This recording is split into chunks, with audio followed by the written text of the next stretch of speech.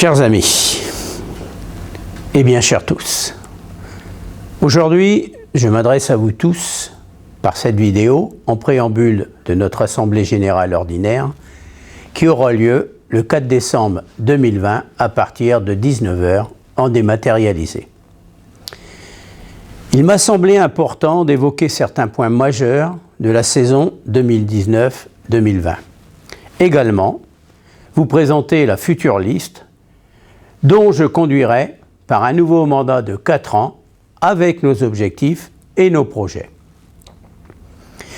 Si la saison 2019-2020 fut très perturbée par un long confinement entre mars et juin, entraînant des mesures exceptionnelles de la part de la Fédération quant à l'arrêt prématuré des compétitions, il n'en demeure pas moins que vous, les clubs, furent durement impactés, que ce soit au niveau sportif ou financier.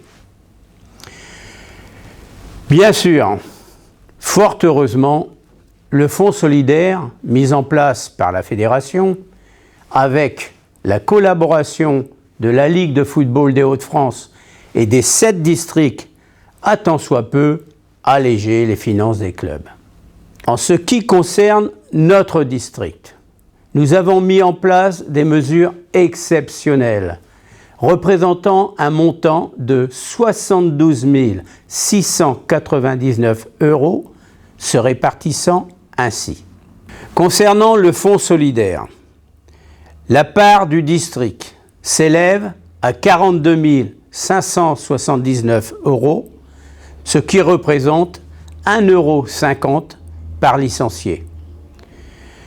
L'annulation des frais de gestion du 4e trimestre 2020, 19 125 €. Le remboursement de 50% des frais d'engagement des coupes, 10 995 €. Certes, c'est un gros effort, mais il était nécessaire, car c'est avant tout notre responsabilité vis-à-vis de vous. Vous êtes le poumon du football isarien, et sans vous, rien ne pourrait se faire. Que serait un bon chef d'orchestre sans avoir de bons musiciens? La saison 2020-2021 demeure déjà très interrogative par un second confinement au mois de novembre, perturbant déjà le bon déroulement des compétitions et que nul ne sait que sera le mois de décembre, et moins encore l'année 2021. Nous n'empêcherons pas certaines prophéties à travers les réseaux sociaux ou émettre des suppositions. Personnellement, je leur laisse libre choix, mais ne tiendrai aucun engagement sur ce plan-là. Restons cependant optimistes, afin que nous puissions retrouver dans les meilleurs délais et conditions le retour sur les terrains et dans les salles, là où est notre passion. Aussi, au niveau des mesures sanitaires, je ne puis que modestement qu'inciter à la plus grande prudence pour vous et vos proches. Certes, il est parfaitement compréhensible que ce nouveau confinement nous prive un peu de nos libertés. Cependant, il est primordial et obligatoire de respecter les règles imposées par le gouvernement au mieux des intérêts de tous. Je souhaite faire avec vous un point de cette demi-mandature. Elle ne fut pas facile et a demandé un certain temps pour étudier, corriger, innover, vous proposer une nouvelle méthode de travail. Je peux comprendre que cela a entraîné quelques incompréhensions, quelques couacs. Oui, nous avons toujours assumé nos anomalies, les avons analysées avec la plus grande réflexion, et c'est grâce à ces déviances que nous pouvons évoluer. Les réseaux sociaux ne peuvent et ne doivent pas être un cercle de règlement de compte, où certains, forts de leurs pensées, prennent pour témoin l'ensemble des clubs, diffusant parfois et souvent des informations erronées qui sèment le doute. Nous ne pouvons pas toujours être d'accord. C'est cela la démocratie. C'est cela la critique. Néanmoins, cette dernière doit être constructive. Vous avez une question? Vous avez une interrogation? Alors n'hésitez pas à contacter le secrétariat du district et nous vous devrons une réponse. Notre AG, comme je vous l'ai expliqué dans un précédent communiqué, est à la fois financière et électorale. Elle n'a pas pu se tenir en présentiel le 7 novembre 2020. Il a fallu, bon gré, mal gré, se diriger vers une AG dématérialisée qui aura lieu le 4 décembre 2020 à partir de 19h.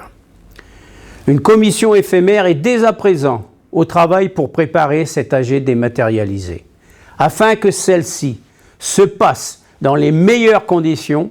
Sachez que je ne puis que regretter cette procédure, car il nous manquera le plaisir convivial de se retrouver et échanger.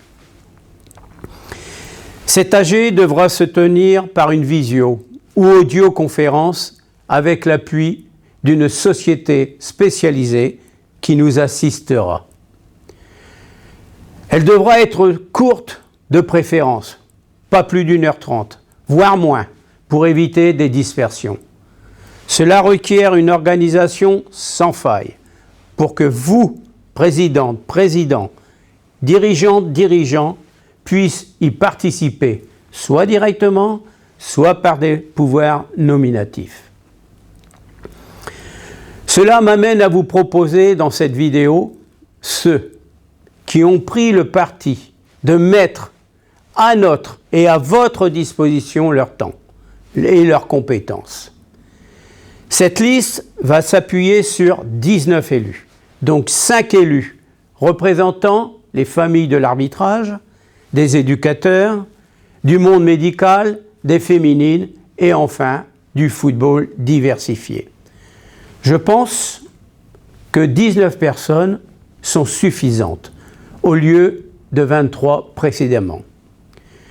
J'ai souhaité avant tout un renouvellement sans cela porter préjudice à ceux qui partent et que je remercie chaleureusement pour leur dévouement, leur travail et leurs compétences. Ils ont été le socle de notre district. Cette liste que je vais vous présenter comporte de nombreux changements. 7 nouvelles personnes, soit un renouvellement de près de 40% par rapport à l'ancienne liste. Patrick Maigret, du CS Chaumont. Pierre Bienvenu, AS Saint-Sauveur. Nathalie Depeau, indépendante. Christophe Pruvot, FC Chambly-Oise. Nathalie Boutors, FC Liancourt-Clermont. Joël Lémy, AFC Compiègne. Dominique Déhalé, indépendant. Stéphanie Doré, ETSC Wavigné. Luc Van Nip, FC Longueuil-Annel. Laurent Lefebvre, indépendant. Martial Bourgeois, AC Grandvilliers et ASBO. Éric Pokerus, indépendant. Yves Duchâteau, US Nogent-sur-Oise. Au titre des familles du football, représentant le football féminin, Joël Dometz-Rigaud, du SC Saint-Juan-Chaussée. Représentant le corps arbitral, Jean-Luc Bourlan, US Lamorlaye. Représentant des éducateurs, Luc Hernu, US Pont-Sainte-Maxence. Représentant le corps médical, Philippe Bourlet, FC Chambly-Oise. Représentant les familles des pratiques diversifiées, Kevin Warin, du stade Ressontois. C'est un gros changement, mais il était nécessaire pour préparer le football de demain.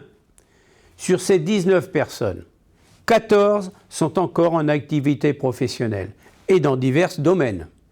Si vous le souhaitez, et avec un vote massif pour cette liste, ces femmes, ces hommes travailleront pour vous et avec vous. Ce n'est pas un président à qui vous apportez un vote, mais bien à une équipe. Nous avons besoin de votre confiance, sans état d'âme. Cette confiance nous permettra de répondre à vos attentes. Nous continuerons à mettre en place et à accroître des groupes de travail avec votre participation sur des projets soit du district, soit de votre initiative. Et demain, comme je vous l'ai évoqué auparavant, vous m'avez élu lors de la mandature de mon prédécesseur, soit il y a peu plus de 2 années. Ma volonté est d'avancer au même rythme, voire plus vite, dans un monde du football qui évolue à une vitesse folle dont parfois nous aimerions un peu de répit. Nous ne devons pas attendre, mais être précurseurs et force de proposition. Lors de cette nouvelle mandature que je vous propose, nos objectifs et nos projets sont les suivants.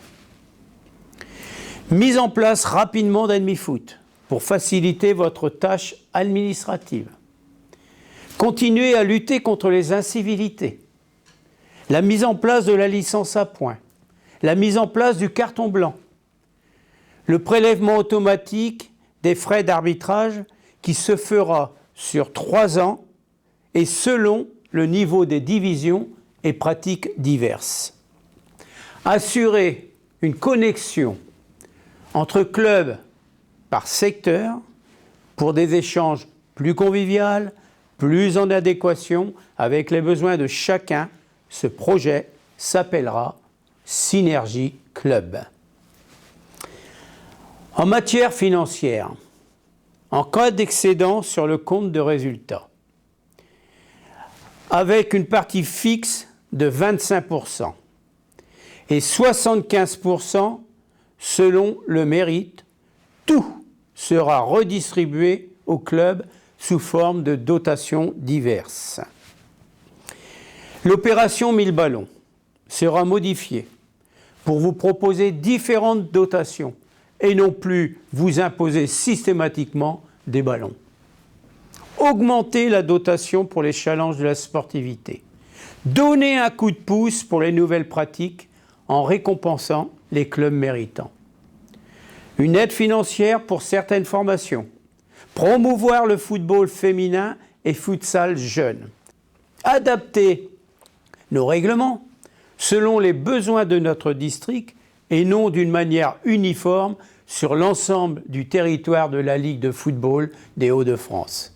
Valoriser les labels et les PEF dans nos clubs. Prétendre que notre district n'est pas une boîte à lettres de la Ligue et des instances fédérales, mais bien une structure qui doit faire entendre sa voix et affirmer ses idées. 4 ans, c'est long et c'est court.